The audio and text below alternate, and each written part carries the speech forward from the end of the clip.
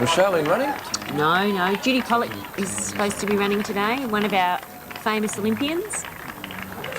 But we haven't seen the second woman cross the line yet. No, we've been keeping a pretty close eye while the interviews have been up and during the breaks, but Colleen did it particularly well. And that drink station is a long way back down the line, so they're going to be coming in for quite some time yet. And just while we have a couple of minutes, I'd like to thank you all for coming in this morning. Chris Wardlaw, Derek Clayton, Rhonda Malander and Steve Monaghetti. Steve, your next commitment's the Commonwealth Games, I take it? That's right, yes, and I hope I don't take quite as long as these people, and maybe we'll run a little bit quicker. It's a great effort by these people, and I've got a lot of training to do between now and then. Exactly how much? Too much. There's always too much to do for marathons. There's the second woman crossing line. Sorry to interrupt. That's good. Yep, that's Sally Knight. Some of her students from Scotch College will be giving her some support when she goes back to school. Yes, Sally is an American living in Melbourne and teaching at Scotch. Her best 2:44.25, but a little bit outside that today. Not really surprising in view of the conditions. What's on the plate for you, Rhonda, now? Where do you go? I'm just recovered from a broken foot, and every day my training's getting better and better, so hopefully a marathon next year. I'm going to run and win a marathon next year. Under less windy conditions than we have had today, I guess. Hopefully. You can't choose those sort of things, though. You can choose a race and aim for it, but you can't choose the weather. This course, is it too windy? I mean, it's very open, Chris, isn't it? Especially around the bay there. Yeah, we've had uneven conditions over the 12 years. I mean, some years it's been magnificent, and as Rhonda says, I mean, you just can't pick the conditions, and the course has now got a tradition to it. I wouldn't be chasing a different course to get better conditions. I think it's part of the race. Courses like this favourable, or do you prefer an out-and-back course? Well, I personally prefer out and back because you can talk about time-tested nature and comparability against other courses. But what happens is once a course becomes time-tested, people can compare themselves over a number of years on this course. So, and it's a pretty time-tested course now. The course they had for the 56 Olympics was an out-and-back course. It was Dandenong Road up Ferntree Gully Road and back. How would you rate that as a course? Fairly tough. I mean, A lot more hills. Yeah, a lot more hills. The really fast courses are basically flat, and but weather, I think, is a much bigger factor.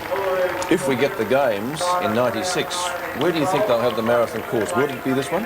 No, I think it's actually going from the MCG along a part of the Yarra course, talking to Ted Paul, and it seems that it'll be in the centre of town district, probably incorporating a little bit of this down towards Albert Park Lane. And look at all these people running, battling to beat 3 hours. Isn't it great to see there's such a big group of them all finishing?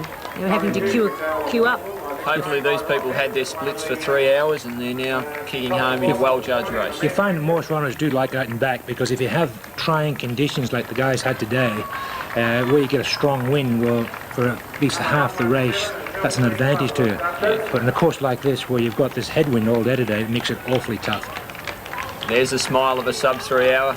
Looks like he's done it, doesn't it? That's right. That's right. Let's see the next 30 seconds. How many smiles we can produce. Yes, these people will be kicking hard now. I'll be able to see that clock. It makes it all worthwhile. But everybody that goes in the race has a goal, whether it's just to finish or whether it's a time, maybe to beat a friend. You go in it with a goal. It's a really good excuse to have a hot bath later today. And a few cold beers? Yes, not necessarily in that order. At the same time. And sometimes a massage helps too. That's it. They're 3 hours. Bad luck for those. But then again, some of the people will be aiming to beat 3.5 hours now. As the race actually started, as we mentioned in our telecast, a minute and a half early, which caught us a bit by surprise here. And we're seeing the 3 hour finishes in our telecast time. It was due to start at 8 o'clock. It actually started at 7:58:34. So the watches weren't exactly synchronised down there at Frankston. I guess some of the runners would be disappointed they hadn't broken 3 hours here, but a great effort nonetheless. I think it's good to remember that there'll be another 2 hours of people running. So if people are around town or down along the bay, they could get out and give a cheer to people who are in the 5 hour group, and that's a long time on your legs. Well, the straggler's certainly down near the bayside, and I think that station is round about Brighton somewhere, or thereabouts. Got a long way to go yet. We should also thank all the people who support the race. Yes, exactly. All the people at drink stations and the medical staff, and headed by Peter Larkins, and Ted's group in general, who really work all year round for this race. Well, Ted's done a splendid effort, because I was talking to him yesterday at the marathon breakfast, and he was just delighted that he was able to entice these runners from Japan, one of the best marathon running countries in the world now, and he had some of the cream of their crop. And of course the Japanese making it 1, 2, 3, which we've never had in the marathon before. Normally Ted rings up all around the world, and the Japanese rang him, which was a nice change. Yes. It was very difficult for a race director in Melbourne, because it's not a race that a lot of the top athletes want to run in. And I know Ten gets awfully frustrated trying to get some of these top names out to this run, so it's a big credit to the guy that he was able to get some of these Japanese out this year. Well, there's an awful lot of marathons in the world you can run. Well, that's right. There's about one every week almost. But the top athletes now want to go for the big exposure races, because that's when they're under contract to the shoe companies, and the shoe companies are very interested in seeing their top athletes running the London, Boston, New York. Exactly. That's the big ones. But Melbourne's making its mark in the sort of the second echelon of races, and it's really a community run anyway. It's for the other 4,000 rather than the top dozen or so.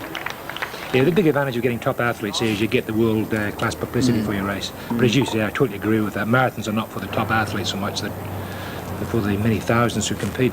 Well, the race is going to be put on the map in Japan now, isn't it? With Yes. top 3 finishers over the line all coming from Japan. Yeah. So hopefully, at least in Japan, the race is going to get a lot of notoriety and recognition.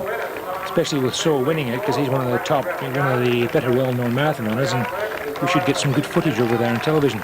Ted was telling me that back home in Japan, he is regarded somewhat of a hero, or folk hero, if you like. For him to take it out here today in 2:18:14.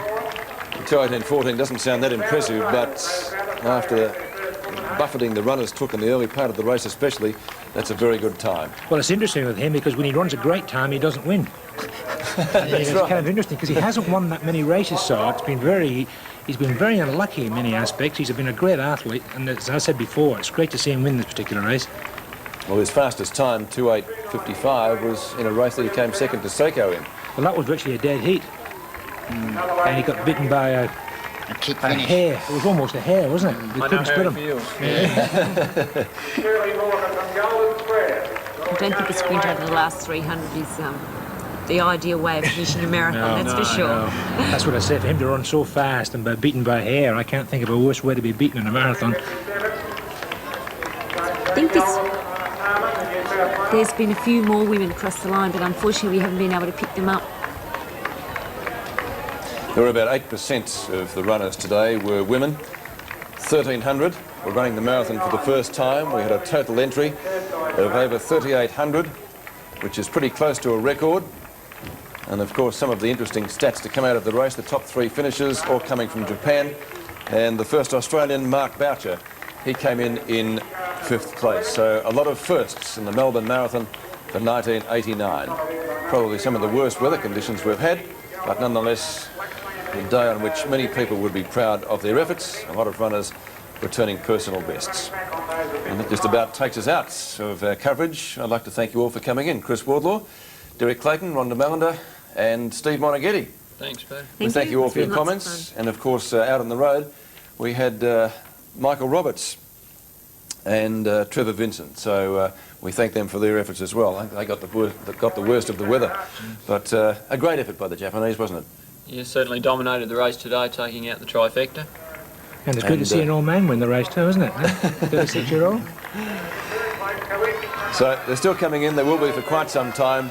We hope you've enjoyed our coverage, but there's plenty more sport to come on 7, because Sports World, Racing with Bill Collins and Roy Higgins in just a moment.